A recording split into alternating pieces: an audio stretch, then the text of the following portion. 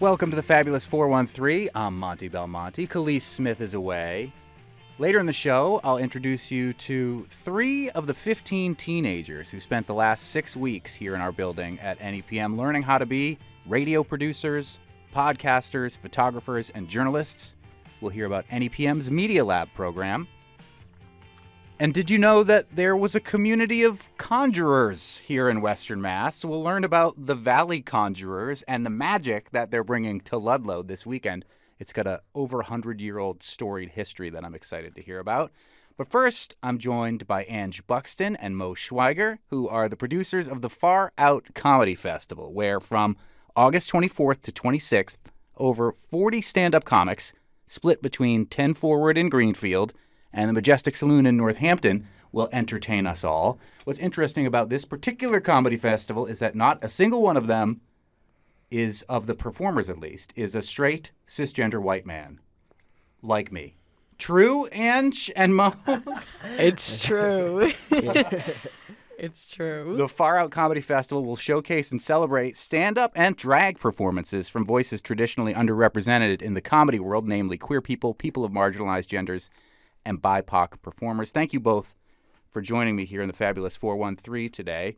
First off, maybe I'll start with you, Ange. Tell us about 10 Forward as a space with a mission in Greenfield, right there on is Fisk Avenue. Is that what it's called? That's right, yeah. Yeah, right kind of underneath Mesa Verde. Yeah, it's quite literally an underground venue. And yeah, definitely appreciate you having us so much. I think what's happening with the festival is really cool and unique, and I'm really excited to see these things coming together.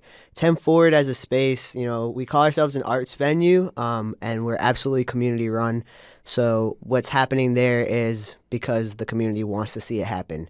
And a lot of times, the majority of our patrons are going to be queer. They're going to be folks that might not feel as comfortable in other venues. And then our performers, I mean, we get stuff from all over. I think we have more noise bands than I know what to do with there.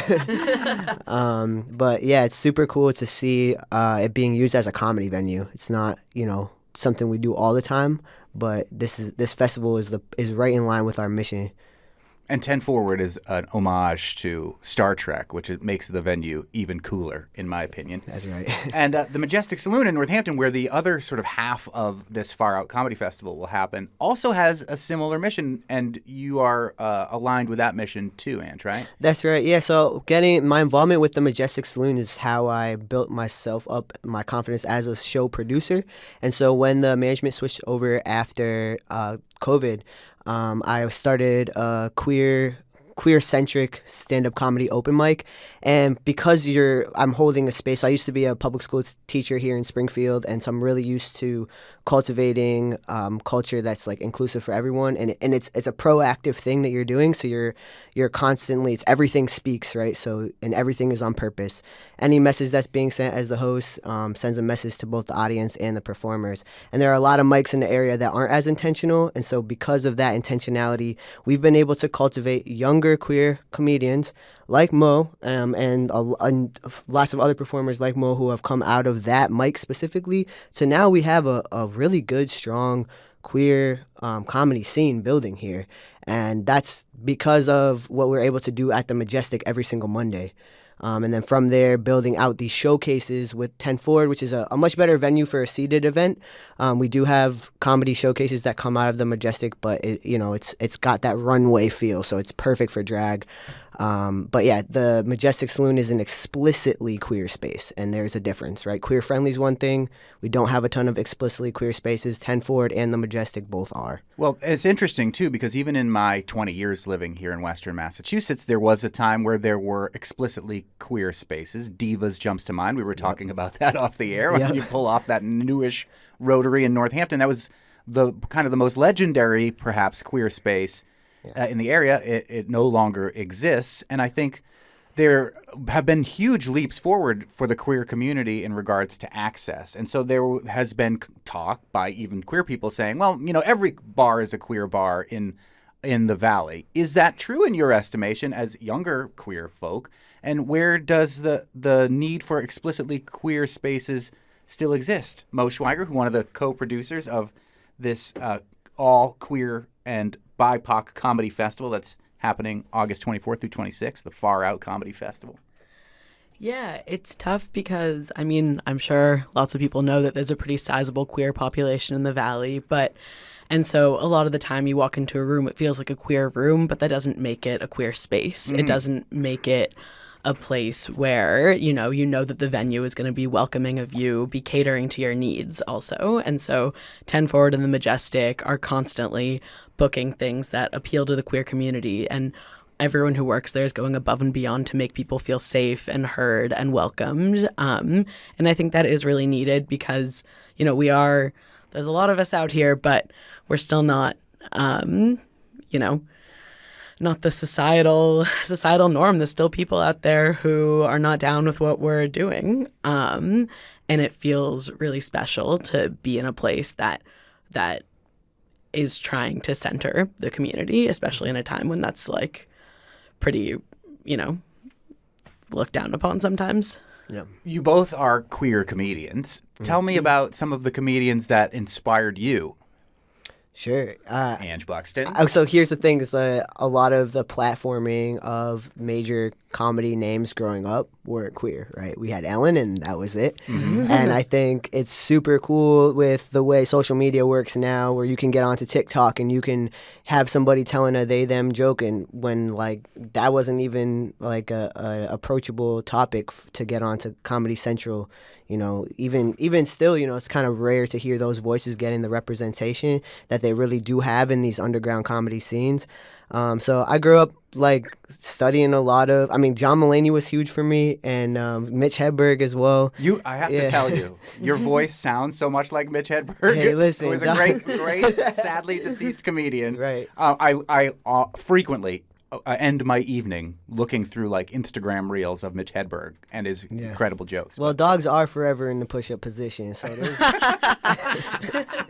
That's the kind of Mitch Hedberg joke. Yeah, that's a Mitch Hedberg. Yeah.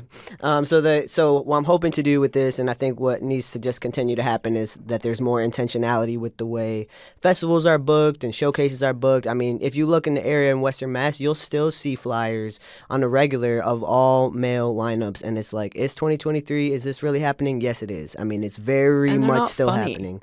No. It's happening, and they're not as funny as us.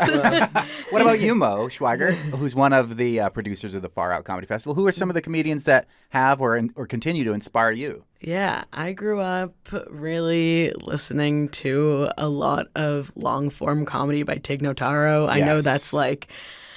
everybody loves Tig, but I love her storytelling. I wish that I could emulate it. I try in my comedy to she tells these winding stories and you don't know how they're going to end. And at the last minute, she pulls back in something from the first minute of the story and it cracks you up. I think she is incredible at what she does. Yeah. I'm trying to think of some other ones. She's a big one for sure. Yeah, I've gotten to see her live and that was fantastic. Yeah. A couple times actually. And the thing that, when the comedy, or still much comedy, a lot of comedy, uses queer people as the punchline. Yep. Mm-hmm. When you are queer comics, are you playing with those notions historically of how that has been a way that queer people have been treated as a punchline? Or is there something that sets queer comedy apart in a different way? Fellas. Yeah, I do a lot of talking to the fellas about what it's like to be on T and how to get your period like a man. And I think taking those tropes and flipping them on its head, just speaking from your own experience. That's one of the things I push a lot of our young cis male comedians as well to talk. I said, speak from your experience. Why are you talking about experiences you haven't had, right? Mm-hmm. So you're sharing on an experience you've never lived. It doesn't make sense to me. And so I've seen young men really step their game up when they start to really step back and go oh, I realized I was writing from a persona that I don't even embody, and I'm actually just a softie, so let me write my jokes that way. And then they get way more laughs. And so, the representation is not just to benefit queer people. I think it benefits everybody. You have a safe space to try out stuff that might not feel like it's in line with what a masculine archetype is. And at the end of the day, everyone is built up by that. We have a ton of talent in this valley. How many of the 45 comedians that are part of this Far Out Comedy Festival happening August 24th through 26th at 10 Forward in Greenfield and at the Majestic Saloon in Northampton are from here? Or is this a bunch of folks that have come from all over the country because they're attracted to the notion of a very queer-focused comedy festival? Mo Schweiger? We got a little bit of both. We have some people coming from all the way as far as Portland, Oregon. We have a bunch of people coming up from Brooklyn, a lot of really fresh queer talent. But we also have people who have come up in the scene who, like Ange was saying, how I started, coming to the Majestic mic and really cultivating a set and feeling comfortable in that queer space and who have really flourished in this space. We also have a couple, 5 college grads coming back to the Valley for this, which is really special. Yeah. And we're hoping this inspires more folks to jump out to these mics and try it out. You know, I hear people all the time, I think Mo's first mic, they were like, I went over to a different mic that shall not be named, and I heard a lot of transphobic material, and I almost never did comedy again. And I'm like, you got to come to the mic where there's somebody that's really going to hold that line. And I think from there, that's how you solidify the next generation of youth. And not to flex, we're up to 52 comics. Oh, wow. Yeah. At last check, it was only 45, so that's great. I mean, and it's incredible. I think if people hear that there is a queer-focused comedy festival with 52 non-straight cisgender white man comics, they would think that's a large number. Is it? Or is that just an impression that because those folks don't get as much spotlight as the other comedians do for one reason? There's not a single person on this festival that I don't know personally, and they're all extremely talented. It's just a matter of we talk a lot about wanting to highlight diverse perspectives, but it's okay, then do it then, right? And then it's kind of just one of those things where I was like, I'm just going to do it. And Mo has been amazing to work with. They work on marketing for 10 Forward and just jumped right on board and has been keeping these balls rolling to where now we have a fully legitimate, we have shirts, we got passes, it's absolutely nuts that we've been able to legitimize this in the time that we have, and it's going to be sick. But yeah, there's so much queer talent. Just all you got to do is lift the rug real quick and you'll see it. It's there. Yeah. It's true. Yeah, for every comedian coming to our show, there's at least 5 other queer comics within, 100 miles who are just as funny, just as talented, just as amazing. We just either don't know them yet or, they're too busy that weekend. Yeah. What do you think, if somebody hears the description of this festival as, now 52 comedians, not a single one of them is straight, cisgender, or white, some people may hear that and feel like, oh, that's me and I'm not welcome. Sure. Is that the case? I think so. It's and white, right? So I think what I'm trying to establish is just a future world where we're all more integrated. But I think to do that, we need the cis white male bookers to know that this talent does exist. I'm really sick of the excuse of I asked the one woman comic I knew and she wasn't available, so that's why there's no woman on my bill. I've had that exact conversation several times because I will hold these men accountable and say why do you have a bill of all men right now? What? I'll give you 7 women right now that could do this.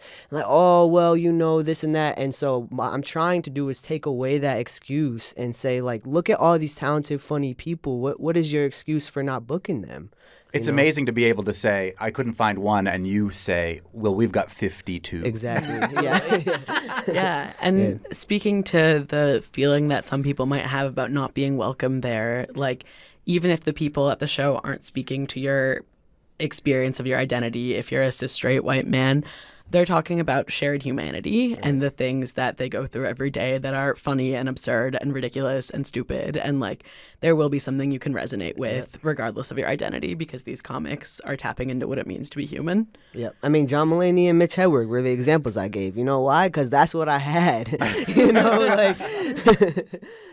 So, and yet they're very funny. Exactly. And I have a feeling that me, as a straight cisgender white man, if I went to this Far Out Comedy Festival, I'm going to find a lot of what gets said really funny because it is comedy at the end of the day. 100%. Yeah. Ange Buxton is just such. I'm just playing. Ange Buxton is the greatest comic working in our area and beyond today. Ange, originally from Springfield. Yep. And Mo, where are you originally from? I'm originally from Los Angeles. But you are a Smithy. I am a Smithy. I came out and I stayed here, but moved a couple miles up north to Greenfield. Nice. And it's Franklin County's a wonderful place to live. That's where 10 Forward is, which is where half of this Far Out Comedy Festival will be. Also at the Majestic Saloon in Northampton. It's 52 comics. That's right. Between August 24th and 26th. You can find out all the details on tickets and passes for the festival at their Eventbrite link. Ange Buxton and Mo Schweiger, who are the producers of this Far Out Comedy Festival. I hope this isn't the only one, the last one. I hope this is the first ever of a future annual Far Out Festival tradition. That's what we're hoping for. Thank you so much for having us. Yeah, thank you.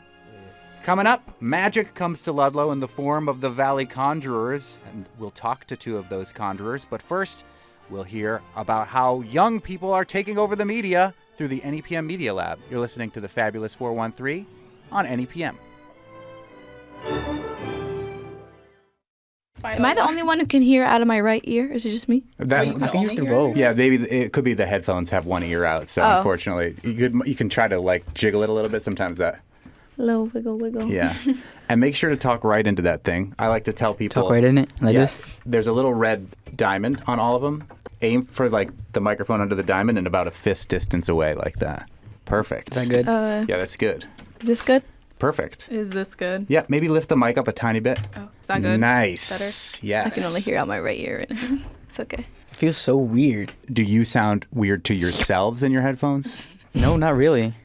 Like No, you It's like don't. my It's, like, voice is like muffled. delayed. I feel like my voice is like delayed. Like I Yeah. can hear it. And then when you actually hear your voice, you're like, oh, well, let me stop. That's why I don't like recording videos. Exactly.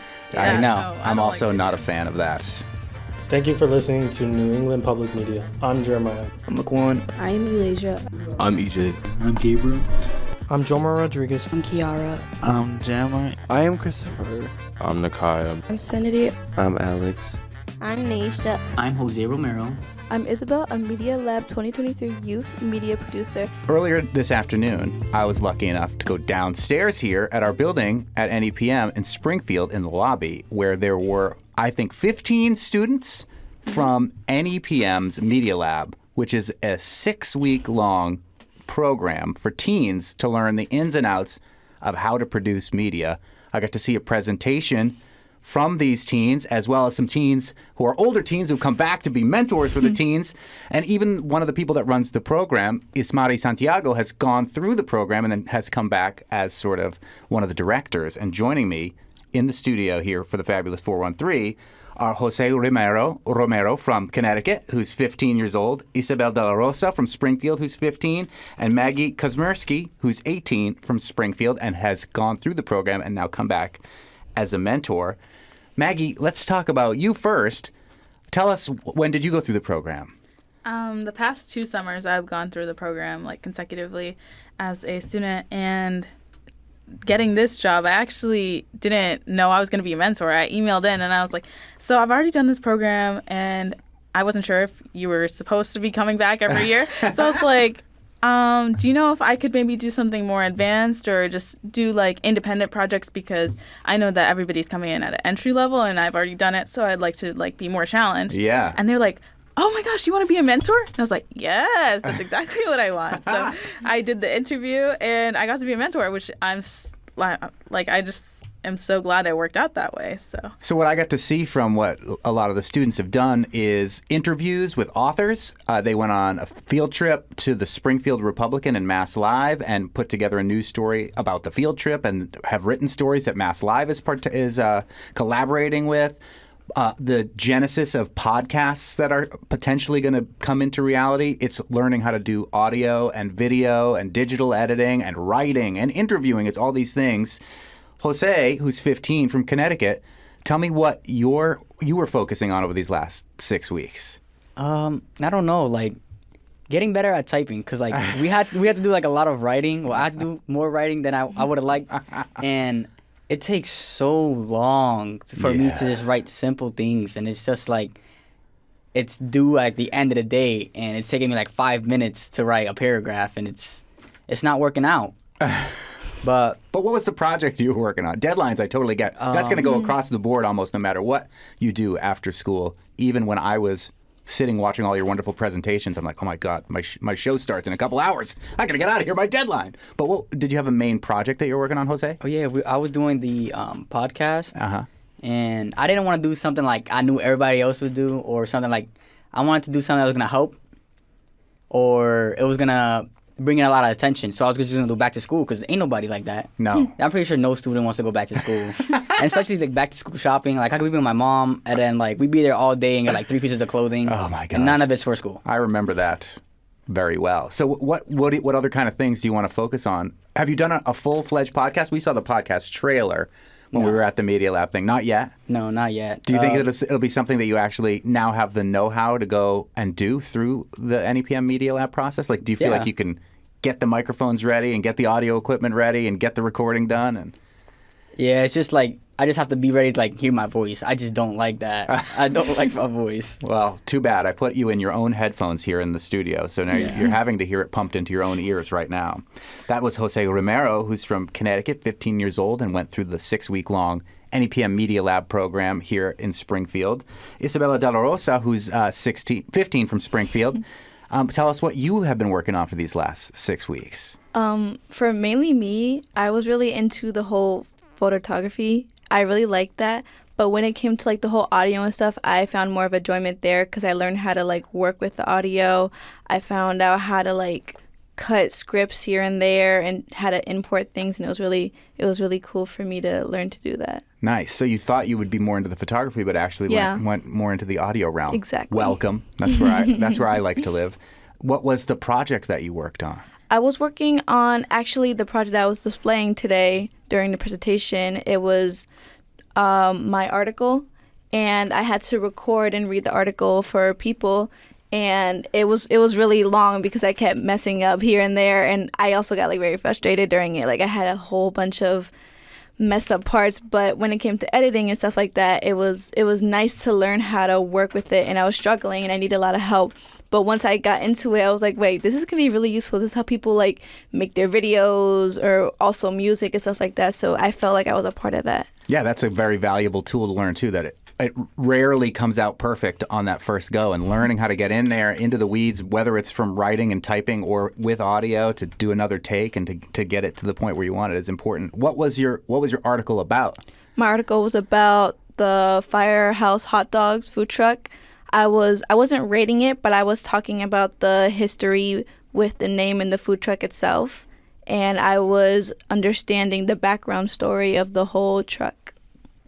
The food truck came as part of the Media Lab 6-week-long program here, which is one of the best days of the whole summer here, because all of a sudden Vanessa Pabon, who runs the Media Lab program, came up to the news floor where our desks are and said, if you want, there's a food truck outside. And, that was great. And Maggie Kocsmiersky, who's 18 and has gone through the program twice and now is a mentor, tell me what you remember learning when you were going through the program that was helpful mentoring some of the people that you're working with this summer. Well, my first 2 summers I basically learned similar to what they've learned with general audio production and video production. And I learned different softwares. Like I learned how to use Audacity, which came in very handy when I had to teach them how to use Audacity and help them edit their stuff. And that's like I think most places free online audio program. Yes. I also actually used this in my school for the dance team. I used to make the dance mixes on Audacity. I was like, wait, I know how to edit music. I know how to edit audio. That's so that amazing. was cool. And then also Canva, because that's where I'm interested in advertising and marketing, so I, on my free time, love to use Canva after using it in the program. And so I think I was able to help students learn how to use like different tricks and stuff. Aside from just templates that they offer, I figured out how to use it in other ways and show people. So those are some of the programs that I helped with. We're speaking with 3 of the folks from NEPM's Media Lab, which has been doing media training for teenagers for the last 6 weeks through the summer. And there was just a presentation in our lobby today that was fantastic. I looked at all the videos and all the way the intros and outros were edited, and imagined myself at your age in the 90s when you would have had to do it with a giant VHS recorder and try to figure out how to either splice the tape together or get clever editing. But with all these digital tools, you can make these things that look professional, even though you're just learning these programs in high school, which is incredible. Maggie, did you say you were going to be going off to school, taking some of the stuff that you learned from the Media Lab program? Tell us a little bit about that. So I am going to be, in actually 3 days, I'm moving to New York City for advertising and marketing at the Fashion Institute of Technology. Wow. So I'm very excited to be moving there. And my focus is on digital marketing and so basically just I would love to do something social media related, which obviously is video and photography based, I guess. So definitely all the skills that I've learned, I'm going to be using to make me stand out from everybody who's already there, who's maybe coming in with no experience. So I just think that with all the knowledge that I have now, I will have a more understanding of how to make better quality content, because I know how to use the audio editing. I know how real life journalists would produce content and how they would just record better, interview better. So I think I have a little step up than my peers. So hopefully it will help me when I get there. Is that something that you've always known you wanted to do, or is it something that you learned that you might want to do because of Media Lab? Well, I've always liked consuming media. Yeah, I mean, it's fun. Yes, it is very fun. So I actually, when I was younger, I wanted to be a fashion designer, and I know I wanted to go to New York City. And then I started seeing all these content creators on their own, and I was like, oh, that's interesting. And then I joined the program, and I was like, whoa, there's a lot more things you can do. And I actually started getting interested into journalism, so I actually don't know exactly what I want to do. Nor do you need to. You're only 18 years old. I'm 45, and I don't know what I want to do. So there's a lot of things that I could potentially do, but definitely being at this program showed me all the different things you can do with the same skill set and how you can adapt to technology, and you can really pivot your career because you have all these skills that are not just used for one job, basically. So I know that I'll be safe in the future. That's Maggie Kocsmiersky, who's 18 from Springfield, going to the Fashion Institute of Technology, who's gone through 2 summers on her own at NEPM's Media Lab, and then this year was a mentor. What about you, Isabel? Do you feel like this is something, do you have any ideas what you're going to do with these tools that you've acquired over the next 6 weeks? Do you have any plans going into whatever school you're going to be going back to? When it comes to the interviewing, it's like a conversation with someone. You learn how to talk to someone. I wanted to do something, and I still do, in the social work, and I feel like that's really helpful. So I learned how to actually be socialized, and that's a main part when it comes to social work in any kind of industry at all.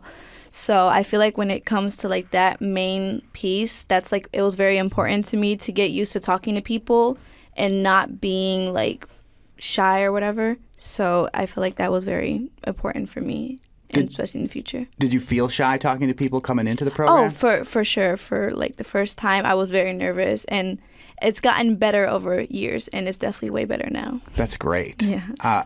I was shy talking to people when I was very young, too, and now I kind of do this all the time where I talk to people. Did you learn anything in particular that you think you'll carry with you when it comes to interviewing, like a specific trick or a skill when you're having a conversation with people?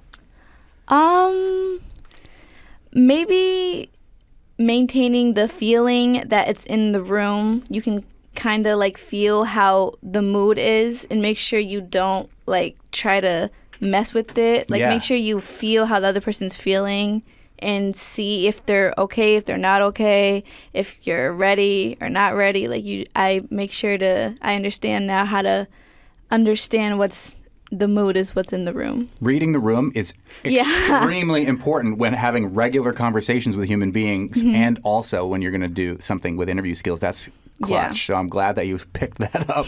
That's Isabel Delarosa, who's 15 from Springfield and just went through NEPM's 6-week-long Media Lab program on the floor below us here. It was fun walking every day into the building and seeing what you all were working on, or going through the kitchen and seeing you all in there. What about you, Jose Romero, who's from Connecticut, 15? Anything you think you'll be carrying with you? You did a trailer for a podcast about going back to school. Are you going to bring any of the things that you learned through Media Lab in your back to school studies? I think I might just. I don't really know. Like I'm gonna be able to like talk to people more because I have a journalism class in my school. They do it for 2 years, so I feel like I would have like the upper hand even off like the sophomores and juniors that take that class. Like I'd be more prepared and I'd be easier to. It'd be more easier like to approach people on the street for the said projects or anything. I just feel like when it comes to like getting a job or something, I'll be more confident in myself and I won't be as scared to say something. I love it. If you never work in media again or never work in journalism again, what an important tool that is as a human being to kind of be able to channel your own voice and to put it out there. I think it's great.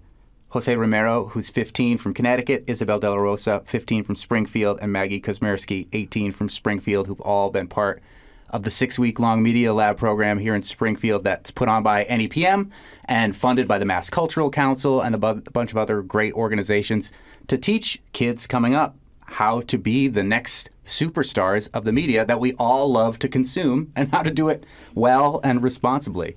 Thanks so much for joining me. Thank you for having me. This is Media Lab. Media Lab. Media Lab. Media Lab. Media Lab. Media Lab. Media Lab. This is Media Lab. Those kids were very impressive. As impressive as Magic? We will see. Coming up, Magic comes to Ludlow in the form of the Valley Conjurers, and 2 of those conjurers will be joining us next. You're listening to the Fabulous 413. Welcome back to the Fabulous 413. Prepare to be spellbound as 3 world-class magicians join local magicians for an unforgettable evening of enchantment at the Polish-American Citizens Club in Ludlow this Saturday, August 19th. Magic in the Valley will showcase the remarkable talents of internationally renowned magicians Chris Capehart, Jimmy C., Bill Wish, local conjurers Rich Gilbert, Bob Hale, and Deanna Congo, who joins us in the studio.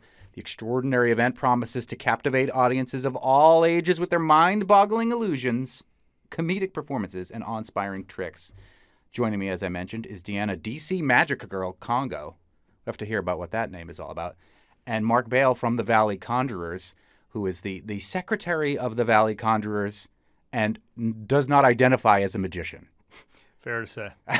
Because you did say off the air that Deanna is a magician, but you are an enthusiast, a hobbyist? I'd say a hobbyist. Yeah. I teach high school. Any song battle I will perform for my students. They are a tough crowd. I was about to say that I think probably any high school teacher is a magician in their own right. So, thanks. But differentiate those words. What do you mean by when you say Deanna, who's here, is a magician, but that you, Mark, are a hobbyist? I came to magic very late in life. I had done a lot of different things. Graduate school, I was a selectman for 9 years in the town of Granby, and magic had been an interest of mine for a long time. So I'm an organization guy, so I looked for an organization, and then I found Valley Conjurers, which in the Muggle world, it's Valley Conjurers, but in the magician world, we're Assembly 17 of the Society of American Magicians. Yeah, talk about that, because I didn't even know there was a Society of American Magicians, but the Valley Conjurers that are associated with it goes back 100 years to when Harry Houdini was the head of the American Magicians. So this kind of comes very American tradition of clubs. Not so much today, but like in the beginning of the 19th century. And so the Society of American Magicians started meeting in Martinka's, I think, magic shop in early 20th century. And it progressed. Eventually, Houdini became president of the Society of American Magicians. Our local, we call them assemblies, our local formed around 1930. And the guy that we, kind of our namesake, I.R. Calkins, was an Olympic marksman, a surgeon, and an amateur magician. Hopefully he didn't combine the 3. No. Whoops, I accidentally shot you. It's time to do surgery. That didn't work. Bring out the magic. But he did bring magic to Springfield. He was huge. He had they had the Society of American Magicians had their convention here. We're about 400 people. And he had a theater outside of his house. It was a converted barn on Central Street in Springfield. And they would have monthly 75 to 100 people come to their shows. And the shows were kind of, either vaudeville or variety show type thing. There was music. In the 40s, they would also show films because they didn't really show, actual films outside of the theater at that time. So he really kind of like, in 1936, he became the president of the Society of American Magicians, which shows you how prominent he was. But he really built up this huge magic community in Springfield, and we still exist, and we're continuing to build it. Our local assembly has grown. Doesn't sound like a lot now, but by probably about 5 members in the last year or so. How many members are part of it? You're the secretary. Yeah. You need to know. No, I'm just kidding. Yeah, I forgot to look it up. I would say on a good meeting, we usually have about 20 people. Sometimes we might get 25 people, magicians they're enthusiasts or hobbyists. Then we have semi-professionals, and we have real professionals who, that's their day job, and they spend most of the year performing.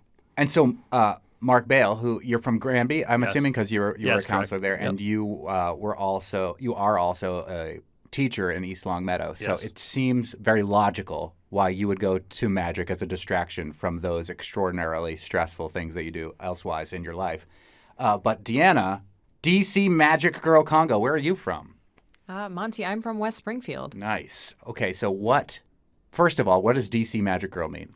It's not as exciting as it sounds, but I am Deanna Congo, so Oh. DC is my initials. Got it. I was like, it's, Detective Comics Magic Girl. Well, that's the or other she's thing is I huge figured in Washington, D.C. I figured it would help to maybe bring some traffic to my YouTube channel because if people were looking for the magician from the DC comics, maybe DC Magic Girl might be searched. Very smart of you. So what are you doing? Are you on the spectrum? He says that he's a hobbyist and you're a magician. Are you on that professional full-time magician end of the spectrum? No, I fall somewhere in the middle. I do insurance for my regular job. Which is like magic because you pay money to it and then you use it and then you pay more money to it. Something like that. Yeah. So is it a way to distract you from your day in and day out? I do this professionally. Yeah. I do when gigs come up. If somebody has an event. I mainly entertain adults at this point in time. I started out entertaining kids, and I've been doing this for 20 years. So I'm not like some amateur with 2 tricks in a drawer. That's all. That's great. I could entertain any type of crowd or audience if I know what I'm walking into. And you said you've been doing it for 20. You got into it a little bit later, you said, Mark, right? Yeah, I was like 55. So it's a little... and she's not 55. No, you probably are not 55 not now and got into 55. it 20 years ago. So what got you into magic? So I went to school professionally for film and television in New York. And when I was living in New York City, I ended up running into a clown who was living in the same building that they housed us in as the students. Was he dressed like a clown at the time? She was, yes. I should assumed it was a he clown. I No. should not have done that. She was this short little 4-foot-tall lady with rabbits, and she would let them out into the hallway. So my friends and I followed her rabbit down the hallway trying to pet it, not knowing where it came from, and it hopped into her room, and we met her. Did it come out of a hat? Is that where it had come from? No, she felt like they were cooped up in her room, so she would just open the door and let them come and go. So did this clown teach you magic? She taught a few of us a few tricks. She found out we were actors, and so she decided she could capitalize on that fact by sending some of us to parties when she was double booked. So she conned, a handful of us were conned into, hey, you want to learn a few tricks? Make $50 for an hour of work. I'll let you borrow an outfit, twist a few balloons. So I was one of those who was conned. I'm like, shoot, I'm 19, $50? Yeah, I want $50 to go twist some balloons and do some tricks. That's amazing, though. So I don't know how to twist one balloon, and I barely know how to do like 2 card tricks, and that's it. So how do you take that next step from, I guess, by happenstance running into a clown in your apartment building who teaches you a few tricks to taking it to the next level where you're professional now and you do get paid to do these gigs, magic gigs? Yeah, so, I mean, magic, for those who, I guess they call it get bitten by the magic bug. I don't really like that terminology, but that's what they say. If you like magic, you start looking for ways to spend your time around it and learn from others, and you buy it, and you sit in magic shops, and you want to touch everything on the wall and know what it does, and you start watching videos. So I started hanging out in the local magic shops, making friends there, and I also ended up getting hired by Silly Billy and working parties and events on the weekends. What are the local magic shops? There is one in Ludlow, right? Which is where this event is going to be happening this Saturday, Magic in the Valley. Yes. That apparently is the last brick and mortar in New England. So Wow. anybody who is listening to this should definitely go and support it if you'd like that to still exist in the future. When I was a kid, I'd go to Jack's Joke Shop in Boston all the time, and that place was amazing. And places like that don't exist anymore. So the fact that there is one in Ludlow, It's what's it so called? close. RP Magic. RP Magic. So when do you go there? What happens? Do you have to know the secret knock to get in, or is No. it? No, Rich is really friendly. He'll show you tricks. He'll explain, without giving it away, he'll explain what stuff does to try to help you find something that might fit your personality. And we have our meetings there. So that's where the Valley Conjurers, as where we we meet. Muggles call it, Yes. meets at the Magic Shop. This is incredible. It's so cool.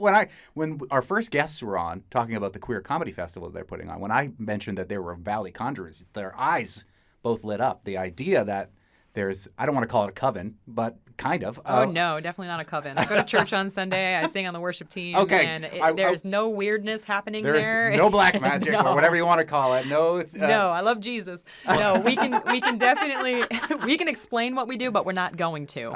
And that's the differentiation. I mean, Yeah. there are people who want to believe in magic. We're not putting spells on people. We're not nothing weird. Because there have been spiritualist type Yeah. communities even here in the Valley. I think of Lake Pleasant had a huge, about the same time frame of these people that were looking more to the supernatural. Yeah. For the Valley Conjurers, despite it's safe the for name, children. Don't worry. it's not. There's not that spiritual element to it. Not at No. all. Not at all. We do get pizza though. We get a lot of pizza. It's very. It's just great because there's so many people from different levels, and there's so many. Like you were saying, you have a dictionary editor, right? Yes. Magic is like that. There's just always something new. You can't know it all. There's always something you haven't seen. So it's exciting because we're always learning new things, and we get to see what other people pick up and take away. How do you know nobody's doing the same trick as you, especially if you're at a big show, like the one coming up? Oh, I don't. I just hope they're not. And if they are, then Does it happen frequently? Is it like showing up to a wedding wearing the same dress as somebody, or it might be. I don't know. to It be almost honest. happened actually. Yeah, I was You had working planned a on trick. something that I was really excited about, and the reason I was working on it is because I've never seen anybody perform it live. I've seen it on videos, but I've never seen anyone do it live. So I figured, let me just learn this, and I'll put this on the stage, and it's going to be great. And then I mentioned it at our last meeting casually, and they're like, oh, this other guy's going to be doing that, so you can't. And I was like, oh, no. Well, let me come up with something different then and change my act, and hopefully no one's doing it. How do you come up with your own magic tricks? Like, are you developing them yourself, or are they all learned from other folks? And if so, who's the one that is creating all these tricks for everybody? So I haven't developed my own, I've developed a few tricks, but a lot of it is I guess, sort of like dancing, where you learn moves and you didn't create that step, but when you put it in your own order, in your own way, it's new because you made it your personality style to fit your personality, and it's not something that you just took from someone else and did the exact same thing. But did I invent the moves? No, I did not. Love that. That's a good explanation of it. Magically speaking, there's very little new under the sun. And some of the newest, there are people who actually produce and sell tricks.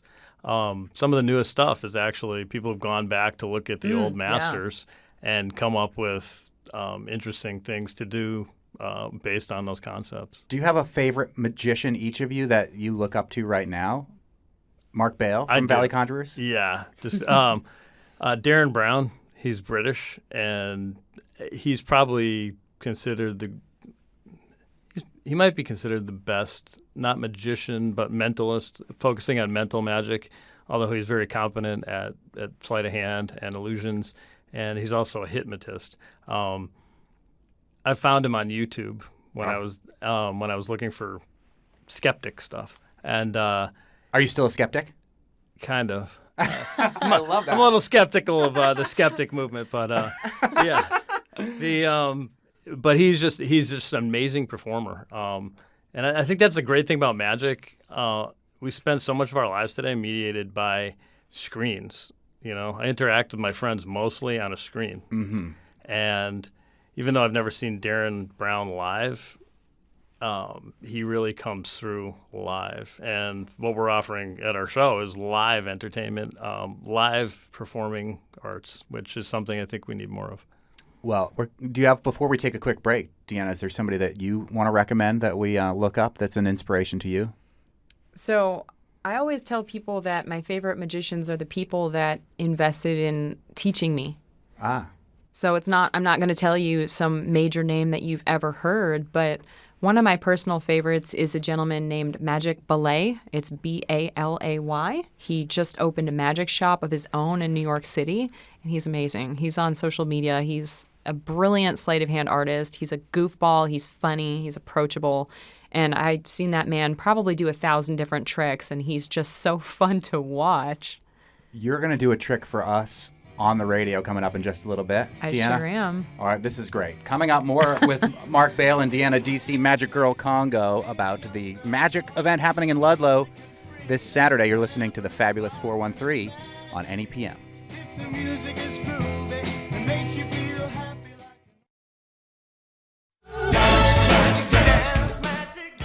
Welcome back to the Fabulous 413. I'm Monty Belmonte, and I'm joined in the studio with Valley Conjurer Mark Bale, as well as Deanna DC Magic Girl Congo.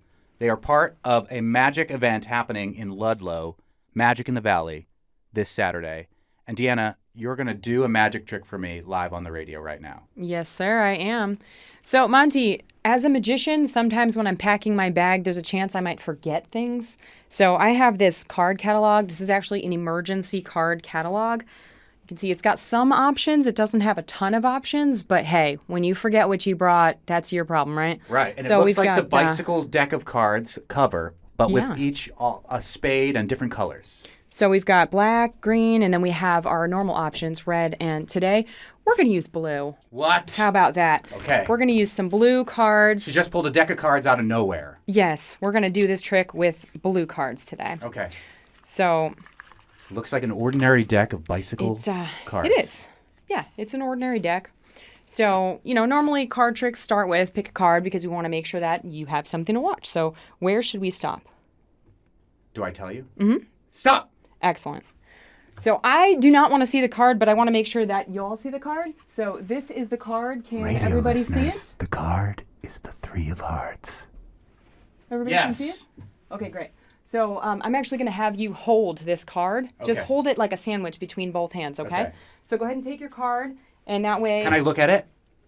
Just hang on to your card right now. Okay, just hang on to it. I'm just going to hang on. Okay. You already showed everybody what it was. Yes. So as long as everybody knows what it was, we should be good. I'm going to see if we can make your card appear.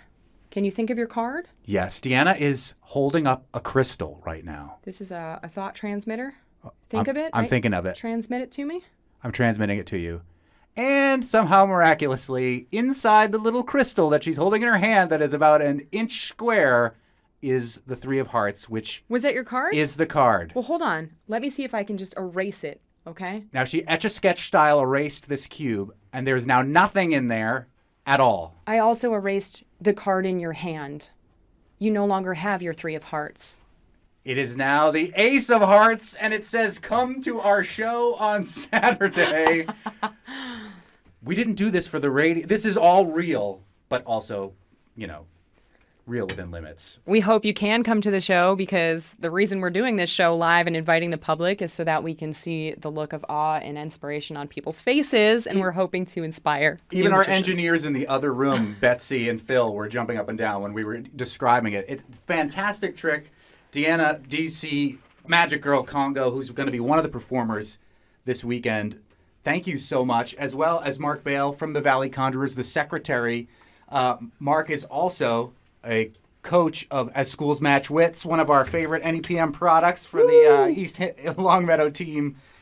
Go to the show this Saturday, if you'd like to, Magic in the Valley, August 19th in Ludlow at the Polish American Citizens Club. Tomorrow, bring us bread and bring us roses. We've heard about how food farms have fared during the floods.